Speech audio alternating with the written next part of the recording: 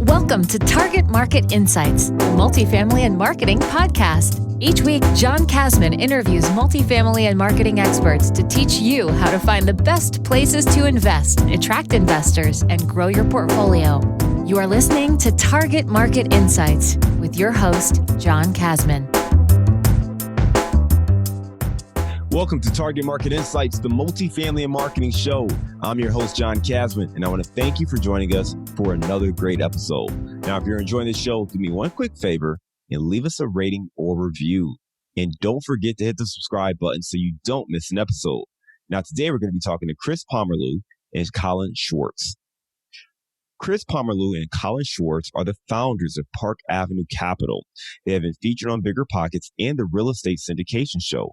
They invest locally in the Midwest, approximately around 3 hours in and outside of Omaha, Nebraska. They have a history in the military, law, and in property management. Let's welcome to the show, Collin and Chris. Thank you. Thanks for having us. Thank you for having us here. Absolutely. Hey, thank you both for coming on the show. Why don't you take a minute and give us a little bit more context on your backgrounds and what led you guys to coming together to join and create Park Ave Capital? Yeah, Collin, I guess I'm going first, huh? Go for it. All right. So I was born and raised in the Omaha area. I went to law school here. I was in the military for a few years, and I've been practicing law for the last 7 years. I've also been investing in real estate for the last 7 years as well. Teamed up with Collin, and we formed Park Ave Capital about 3 years ago, which specializes in joint ventures and syndications and just real estate investments in general. And we invest in value-add opportunities in Omaha and basically surrounding Midwest, Sioux Falls, Tulsa, Kansas City, Omaha, and just growing. And yeah, that's us. Yep. And I've been in Omaha for about 12 years now. Moved out here from New Mexico, started working retail, finished my MBA, started working at an insurance company as an analyst and IT project manager. Quickly found that there was going to be a good option in real estate, so became a full-time real estate investor about 4 years ago. Started a property management company, Bricktown Management, then teamed up with Chris to start Park Ave Capital. And as Chris said, we work heavily on joint ventures, syndications throughout the Midwest. Currently, we're at about 700 units for assets under management, and continuing to grow and having a lot of fun.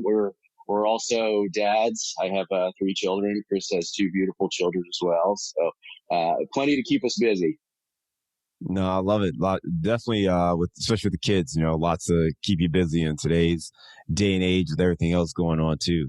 I'm curious, how did you guys link up, right? So it sounds like, Chris, you were on one pathway, especially being an attorney and the military background, and must say thank you for your service there. But it sounds like you're on one path there. Collin, sounds like you were focusing more on the development, the property management side of things. How did you guys actually come together to create Park Avenue? Well, we found ourselves kind of chasing the same deals and kind of battling over the same deals. And, we often get in bidding wars between ourselves, and we didn't necessarily know it. And so there was a property that Collin got ahead of me, if you will, on Park Ave in Omaha here. And that's where I invited myself in the home after he closed and introduced myself and quickly built that relationship to just figure out that, hey, look, this next one we're going to take a look at. Let's see if it's a team venturing, and it worked out. And it's been a very quick snowball ever since. Man, that's amazing. We talk about real estate being a team sport, especially when it comes to multifamily investing. And, there really is no competition. And the way you guys went from being competitors to partners, I think really illustrates the ingenuity and creativity and the opportunities that are available with multifamily investing. I mean, you went from competing for properties to just partnering on these same properties. Collin, what was it like for you being on the other side of that equation, getting that win, if you will, on that property, and then having Chris approach you about maybe working together? What was your mindset like at that time? It was Chris had walked in and we started a conversation, and from there we continued the conversation. We still, at that moment wasn't the time when we decided to partner, but we would constantly talk to each other, and you could see that we both had the same energy. We, quickly learned that our morals are aligned and that our goals are also aligned. And, being similar in age, having these similar outlooks on what we wanted to do, it really just made sense. We, as Chris said, we were competing against properties. We'd show up at the same properties. And, I think he saw some benefits in which I could provide, and I saw a ton of benefits in which he could provide. Helping on the back end stuff, also helping finding investors and numerous other things, and, his different relationships as well. And it honestly just made sense. It was, it started off a little slow, and then we just went into full gear, I would say. So we started off, I guess, feeling each other out, having conversations. And once we realized that we were on the same pathway, we have been able to accelerate, I don't know, probably, I would assume 10 times faster than if we hadn't partnered.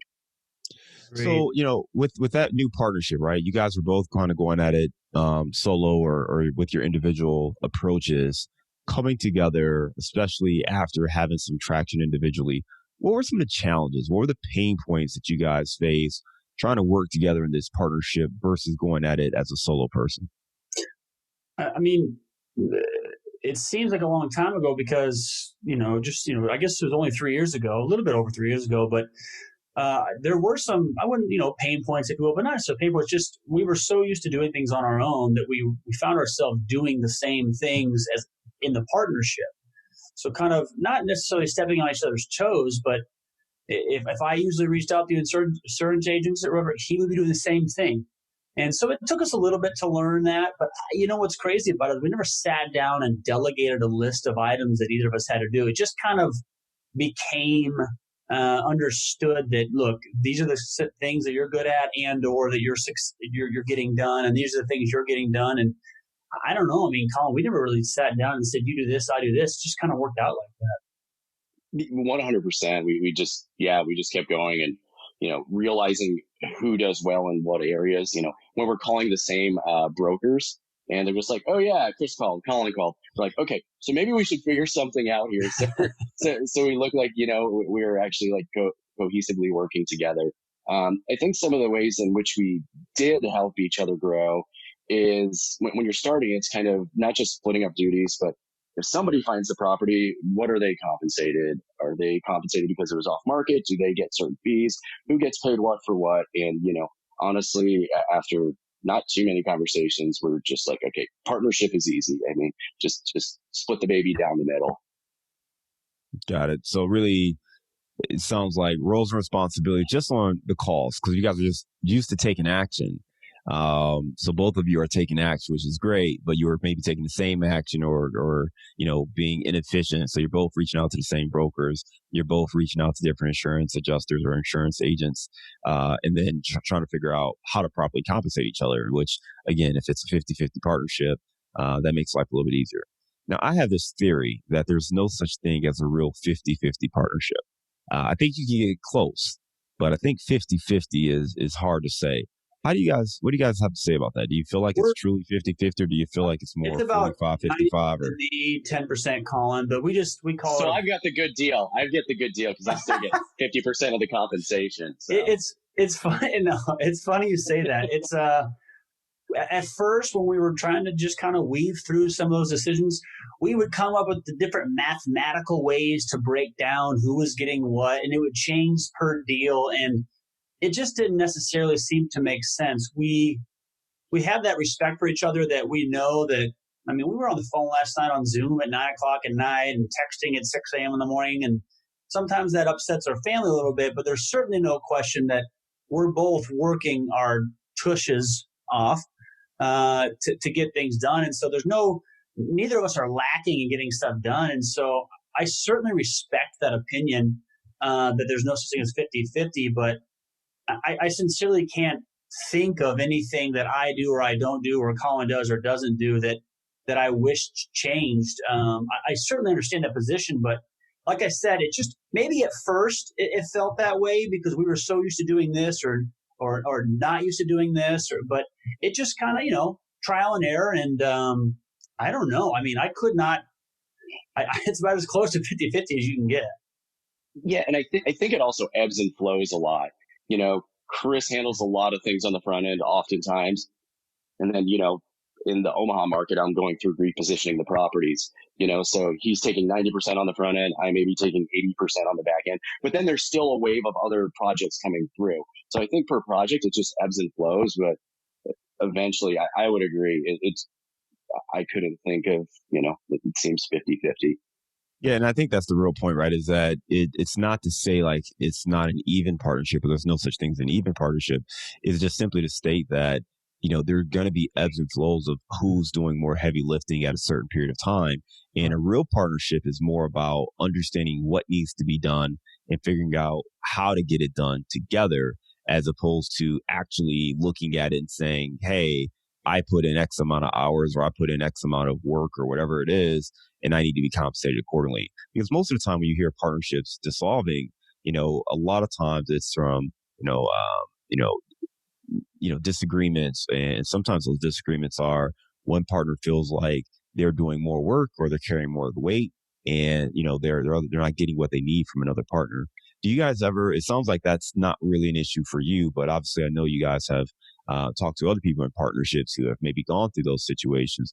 What do you do to structure your partnership in a way that allows you to both feel like you're getting everything you can from each other? So just one comment that you made, when people see that a partner ends up doing more than another, I think a great cure for that is deal flow. We constantly have deals coming in, and we both have, we have a lot of overlapping skills, but we also have skills that, rely on some more in the beginning of the process, some more in the middle, some more in the end of the process, and some throughout the process.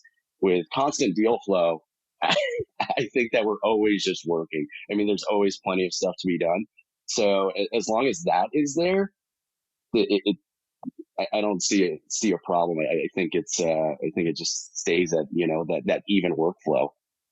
Well, and I think it's also important to, one thing we learned, and we just lucked out really that we were able to just kind of figure it out, trial and error pretty quickly. But, there are a lot of partnerships that it is really important up front to just figure out who's doing what. There'll still be some overlapping, and allowing some flexibility is huge, because things will change. And like we've been saying, ebbs and flows, but it's nice to pin down up front who's doing what, because not that it has to be rigid, but it's really nice to know that person A, B, or C is doing A, B, or C, because that really helps alleviate any confusion. And then if you can get close to that, then you kind of understand the value you're bringing to the partnership. And hopefully up front, you can get close to having that somehow matriculate to, exactly how that partnership's broken up as far as ownership and whatnot.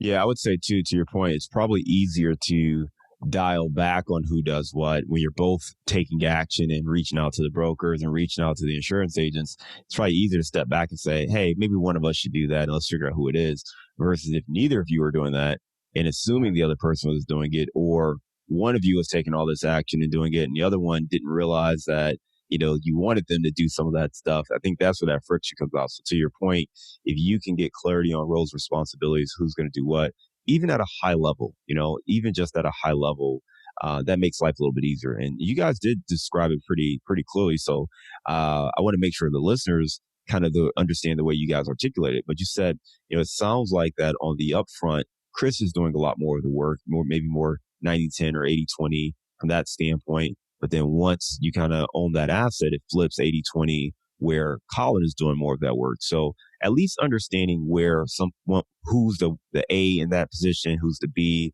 and obviously you have the ability to kind of help each other out. But understanding the expectations of what you're looking to do, that makes it an easier partnership, versus if you guys are really 50-50 on everything, then you're just inefficient. So it's great that you guys are next to each other, but you guys are just doing the same thing, and you're not being as efficient with your time. So it's a great way to think about the partnership as far as how you grow, how you scale, and how you actually build your business. I want to move forward and talk a little bit about, the work you guys are doing. And in particular, I want to learn more about the Omaha, Nebraska market. Now, for most listeners, when they think of Omaha, they're probably thinking of one of three things, right? So you're thinking about Berkshire Hathaway's annual meeting, shareholders meeting. You're thinking about Omaha Steaks, or if you're like me, you're thinking about the College World Series that takes place every year in Omaha. But you guys know the market really well. You live in the market. what are some things that maybe people who don't live in Omaha wouldn't know about the market, but they should know about Omaha, especially as it pertains to multifamily investing? I was going to let Collin speak there. Look, I think one of the benefits of Omaha, it really falls in line with many of the opportunities in the Midwest in general.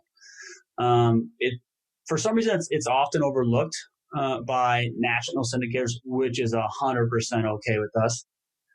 But it stays. It's a very safe play. We're not going to see properties appreciate by 15% a year or anything crazy, but you're also not going to see it dip. And one of the things that we got excited about is, first off, we're lucky enough that this is where we lived, right? So it's just kind of a de facto, we just started investing here. We live here. But we realized that the same things we're seeing in Omaha is what we're seeing in Kansas City, is what we're seeing up in Sioux Falls, it's what we're seeing in Tulsa, it's what we're seeing in Des Moines, it's what we're seeing in the areas around us that tenants are paying. It's a very safe play if you can find generally safe areas to invest in.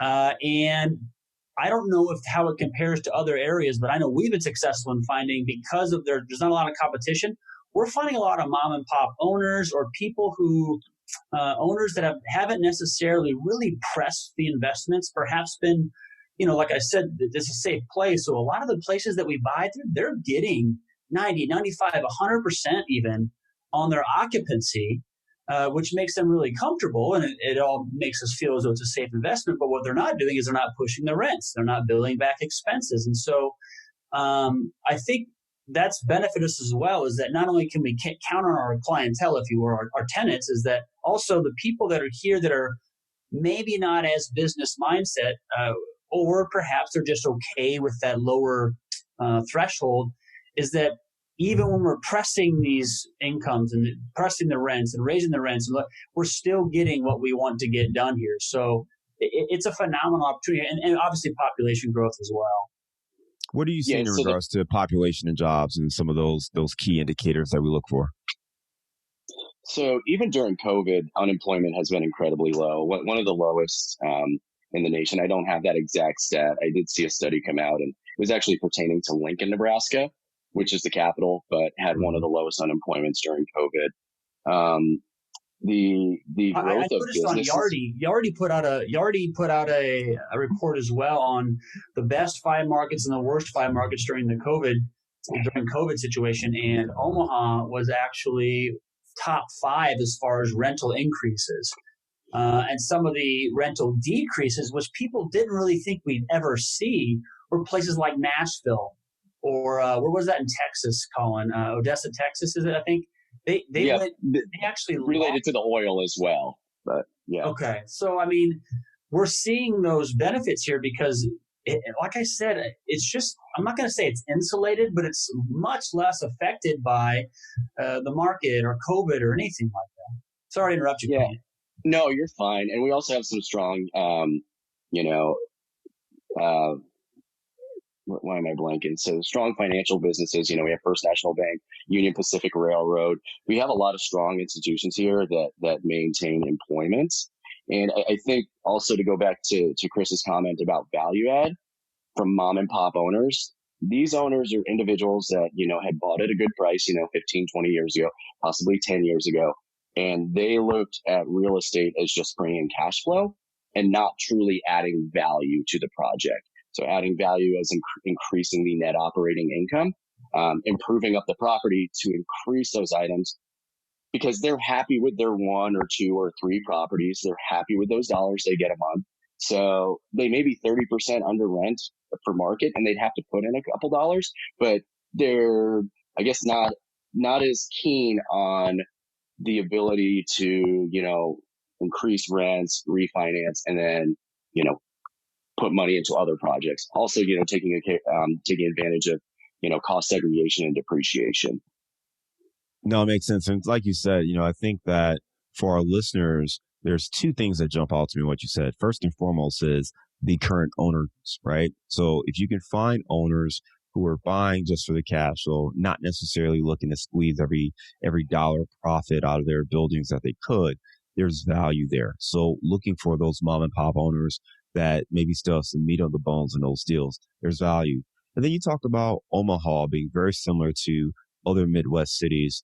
You mentioned Sioux Falls and in Iowa and other parts of the Midwest, and there really being an opportunity where there's just less demand. I mean, you don't have as much competition from coastal investors and global investors, which means there is a lot of opportunities to go out and find great deals. I tell people all the time that the Midwest is a great place to invest. I'm out in Cincinnati, and we like Cincinnati, Indianapolis, Columbus, Northern Kentucky. You guys are a little bit further west than us, going to Omaha, Iowa, Kansas City, some of these places. But the Midwest in general has a lot of things that are very attractive that you just don't see with some of the Southeast region, West Coast, Texas markets. I think one, from an operator standpoint, there's certainly way more people who are looking to invest from afar in some of those places, and they don't even live there or know what's going on. And they're just, throwing money and hoping they can find good property management. I believe that in the Midwest, one of the downsides is that it's harder to find great boots on the ground. Especially if you're doing a value add play and you're trying to go in and you've got a 18-month business plan you're looking to execute. So I think that's kind of challenging, and that's something we've learned as well. Knowing that you've got your property management company with Bricktown, what have you seen from that perspective? I mean, both from your own portfolio, and I'm not sure if you do third party or know of third party management companies, but how challenging is it to actually execute on the business plan and the implementation of those value add strategies? No, that's a great question. So the reason I got into property management, that wasn't the consideration when I first started, because I still was working my first time job. Pretty quickly, I found that, kind of to your point, that finding a really good operator, boots on the ground, that was going to be able to execute my business plan in the time that I was looking was very minimal. I did not find many that were going to, hit on the numbers that I was looking for. Property management's difficult. You're dealing with contractors, residents, setting up different systems, etc. However, once you start putting systems in place, once you find a great team, my team at Bricktown they're the best. They're hustlers, they're workers, they care about customer service. It becomes easier and easier as long as you stay on top of things. But it's important, for Chris and I to get together, to have a budget, to understand, what are we looking at for the rent increases, and then creating these plans, making sure that we do have contractors ready to go in, making sure we do have rent increase plans, and that we are staying on top of that. But one of the biggest things is that, property management, you really have to think that you're taking care of somebody's home, and you need to treat those individuals with a lot of respect. So if you can provide the best of service, and, I think this is very telling in, COVID, when, lots of people aren't paying rent, et cetera. We collected rent from everybody that would have paid rent regardless. So obviously there's always the bad apples that don't pay rent, that somehow get into our system, or, we take over from a previous landlord. However, I think that's just a real testament that, you care and you take care of the individuals. You are going to have success. Once you can do that, once you're taking care of your residents, then, it's also taking care of your people. So taking care of your employees, taking care of your contractors. If you're treating everything as just a transaction, you're going to struggle, because somebody's going to find, a likeness to somebody else, and you're not going to be top of their list. I think one of the things that helped us is that Collin obviously does have his own property management company. He does not do third party management, so he's not managing other people's properties. I have no doubt that he would put forth the same type of effort in managing another person's property. However, there's no question that he puts forth the most effort possible, and so does his team, for properties that he owns. And if you're talking about 450 units in Omaha here, that's great for us. So not only is that good for us in Omaha, but then through trial and error as well, we have learned what to expect from third property managers. So not only does Collin do it himself here, but him and I both know what to expect out of somebody in Kansas City, out of somebody in Sioux Falls, out of somebody in Tulsa. We know what to expect, either because this is how Bricktown does it, or this is how we've seen other property managers do it incorrectly. And so we've learned what we want done. And so that's a really important thing to do in vetting those property management companies in these different cities, to make sure they have the same alignment of goals as well as standards that we do.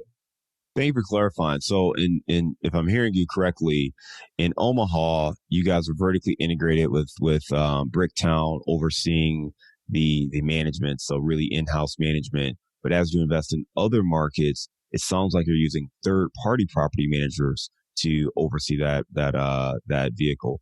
If that's true, That's true. What challenges do you face when you're working with third-party management that maybe you don't face with your own properties that are vertically integrated?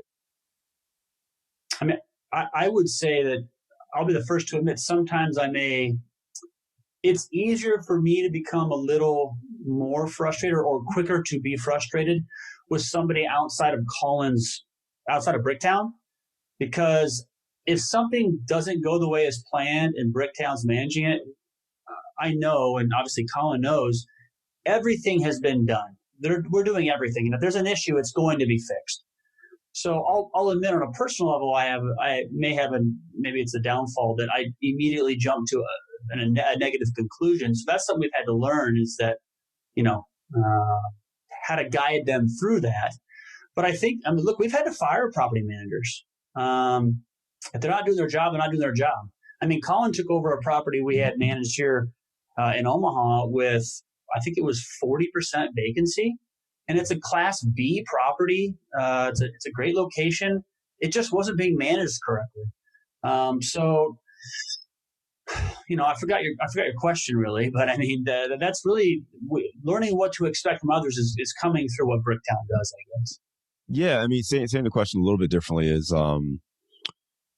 as and I think it's more so expectations, but as you look at third-party management versus in-house management, where are the differences? Where are the things that you look at and just level setting your expectations? What are the main differences you see from having it in-house versus, using third-party? I'd like to answer this, Collin. I think one of the things is you can tell there's a sense of urgency when you own the place. And so if there's been 3 apartments that have been vacant for 2 weeks and we're not getting any hits, we notice that right away when we own it. It feels as though sometimes their property managers groups don't. That's not necessarily always true. We have a couple really good third-party property management groups.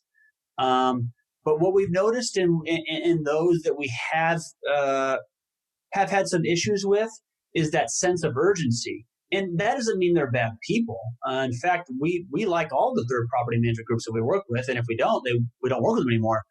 But you can certainly tell that there's a little less attention paid to it. And perhaps that's just human nature. And that's why it benefits us so much that Bricktown owns everything that it manages. Yeah. And I mean, just to add on to that, and Chris's, we're both guilty of this, but if something happens on Sunday in the middle of the day and we need to take care of it, bless our families, but we're going to take care of it. I mean, because it's our assets, it's our life's work that we're putting into it. So if it's Saturday at midnight, I could be on the phone. We just do what we have to do. When you hire a third party, you're hiring people that are, paid a certain salary to go do the job. So to get that, ownership, it just takes more work. So that's where, having the property management company, the third party, at least like you, build up the rapport with them. So like, gosh, this has been vacant for a week. What are we going to do? We're going to implement these plans and have that become top of mind for them. No, I love it. And what you're talking about too is a cultural thing, right? If it's your property management company, even if it's not you directly having to be that person, you've created a culture where they know, hey, we got to get this done. This is something that they own, that we own. We've got to make sure we take care of this. When you're dealing with third party, that sense of urgency is just not going to be there. It's a job. And you can't go into this expecting people to treat it the way you would treat it with that same level of urgency when they're there for a paycheck. They're there to work the set amount of hours they're supposed to work and get compensated just like any other employee. So you just have to keep that in mind. And I do think that that's one of the things that newer operators or any time someone's working with property management for the first time, especially if you self-manage your properties before that, it can be frustrating because I remember for me, I had a smaller property, 8 unit, but I went to the property and I just saw like mail that had stacked up. So immediately I grabbed that mail and throw it away. But I'm looking at it like, why is the property manager not grabbing this mail and throwing it away? Well, it wasn't in their agreement. So it just wasn't something that they were paying as much attention to. But so you have to understand those things. And obviously, as you scale up, you have on-site property management. You can push a little bit more because you're paying for that person lease directly. But those are some of the things that you definitely need to look out for. All right. So we're going to jump right into our bullseye round. You guys ready? Yes. Give me a failure or an apparent failure that set you up for later success. Right when I started going off the pro forma, going off of the agent's pro forma, that sounds stupid to even say out loud, right? But hey, I prefaced it with right when I got started, right? So made a lot of sense on paper, and it wasn't necessarily that their numbers were off. I would say every number on the pro forma was accurate, except for the vacancy. Because even if the vacancy was accurate, what it did not mean was economic occupancy. So we had that thing filled, but they didn't want to pay.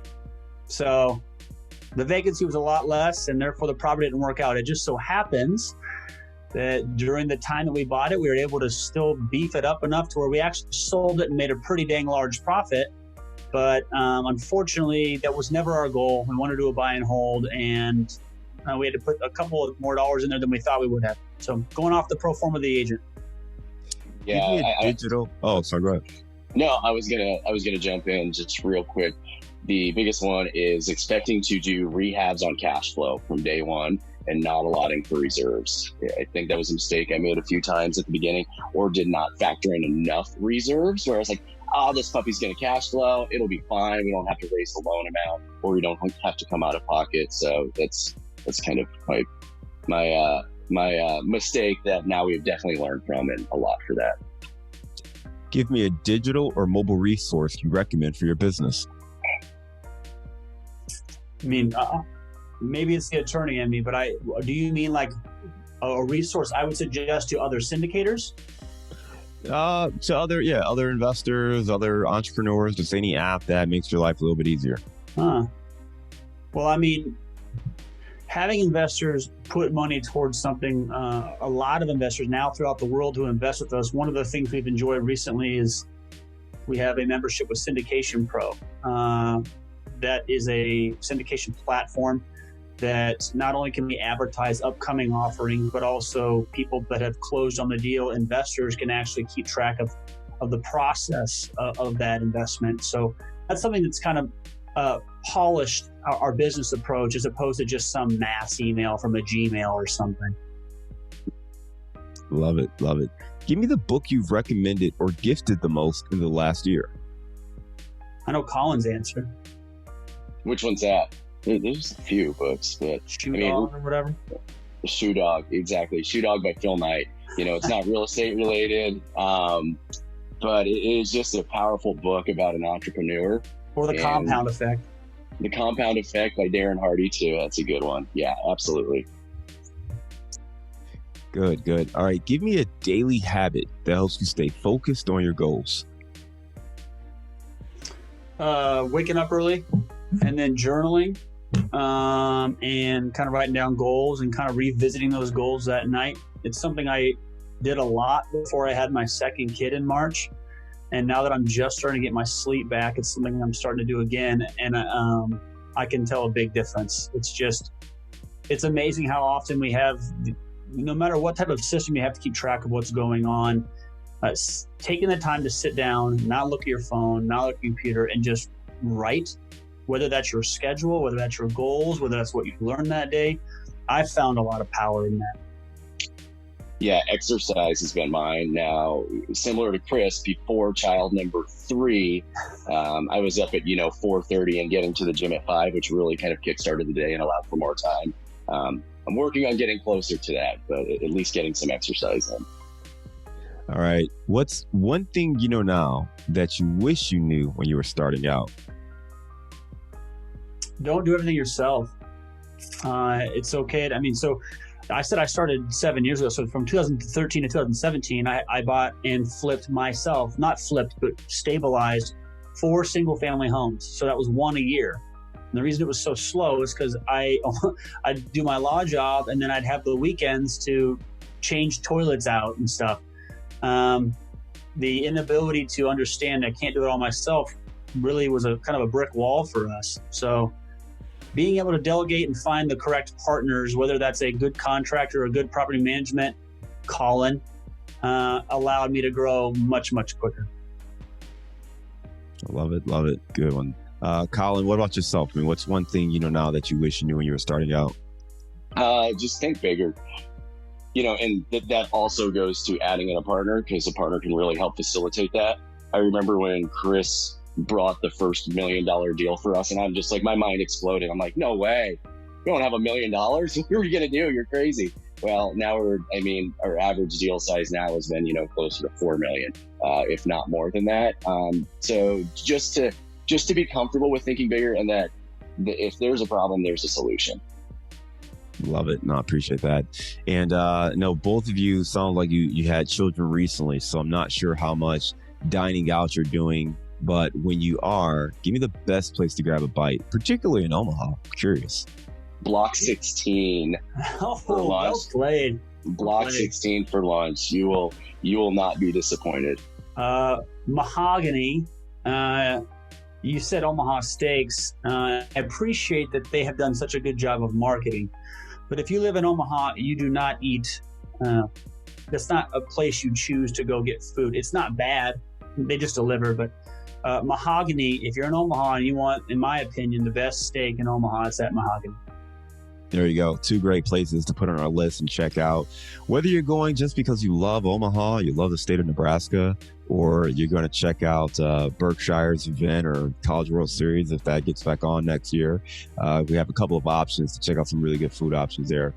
Guys, I want to go back to something kind of pre the bullseye round that I wanted to come back around to.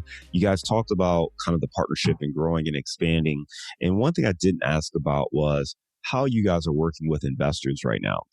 You talked about, being able to do bigger deals, maybe that first $1 million deal. Now the average deal size is anywhere in the $4 to $5 million range. I'm assuming part of that growth has been through bringing on more investors through the Syndication Pro platform you're using.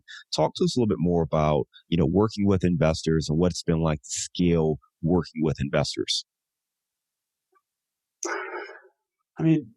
I think Collin would agree on this one, but it's certainly, the willingness to spread the wealth, if you will. And what I mean by that is, I know of some people, and look, they're still successful, but they haven't grown as quickly as they possibly could because they want 100% control, or they want 100% of the profits. And they're finding ways to do that. But one of the things that Collin and I have gladly done is co-GP deals, or chosen JV routes where we perhaps didn't make as much money as a syndicator, but it just really is the goal of pleasing our investors and also just getting it done for everybody. And I think that that's really something that we've learned is that, look, I can, if we would have owned, like Collin said, that first deal was $1 million. We have 46 million under management now, but that first deal was $1 million, and just figuring out a way to get it done. If you got to borrow money, if you got to bring in a third partner, if you do whatever you got to do. But I think that's the best way to grow, because once that third partner's pleased and they tell 4 people and then they tell 4 people, and that's how it compounds.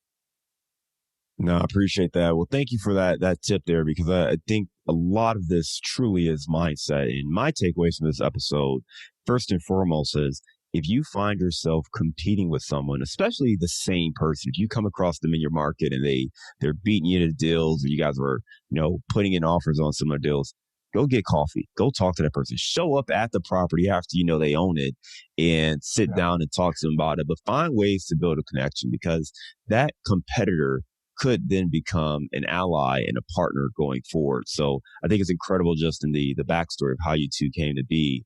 On top of that, really understanding that whether you want to call it 50-50 or however you want to slice it up, a partnership is about getting clarity on how you two work together to get to the same mission. Making sure that the roles of responsibility are clear, the expectations are there, you guys can build a strong working rapport working with each other. And then the last takeaway for me is that there's great opportunities in maybe some of these markets that are a little more quietly kept, maybe not the hotbeds in Texas and the Southeast, but you can look at the Midwest, you look at the Kansas, the Nebraskas, the Iowas, I'll throw in the Tennessees, the Kentuckys, the Ohios, the Indianas as well. There's some great markets there, particularly if you can find some of those owners that haven't been as focused on pushing rents, implementing the value add strategies, and they have really good, well-kept assets, but they have opportunities to create more value. So if you focus on those areas, you can really find some gems that can grow your business.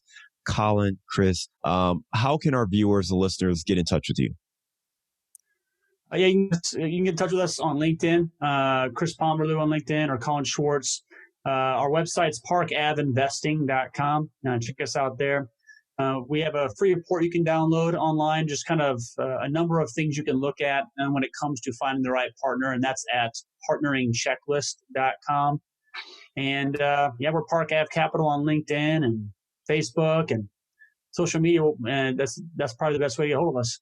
Thank you for coming on the show today. I want to thank you for being a part of Target Market Insights, the multifamily marketing show. We hope you have a great day, and we look forward to staying in touch with you. Thanks for having us on. Thank you. Appreciate it.